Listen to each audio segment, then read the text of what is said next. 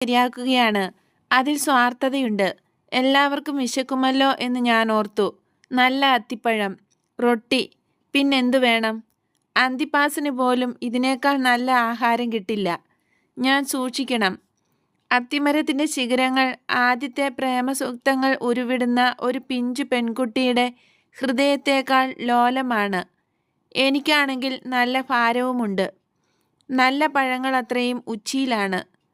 വേനൽക്കാലത്തിൻ്റെ ആദ്യത്തെ ആഴ്ചകളിൽ തന്നെ അവ ഉണങ്ങിക്കഴിഞ്ഞു. അവയ്ക്കെന്ത് സ്വാദായിരിക്കും! എടാ പയ്യനെ, നീ അവിടെ വെറുതെ എന്നെയും നോക്കി നിൽക്കാതെ ആ കുട്ട ഇങ്ങെടുക്കൂ, ഒന്നുത്സാഹിച്ചേ. പണിപ്പുരയിൽ നിന്ന് പുറത്തേക്ക് ജോൺ ഇറങ്ങിയതേ ഉള്ളൂ. പത്രോസ് പറഞ്ഞതുപോലെ കുട്ടയുമായി അവൻ ആ വലിയ അത്തിമരത്തിൽ കയറി. അവർ രണ്ടുപേരും മരത്തിൽ നിന്ന് ഇറങ്ങുമ്പോഴേക്കും സൈമണും ജോസഫും യൂദാസ് കറിയോത്തായും പണിപ്പുരയിൽ നിന്ന്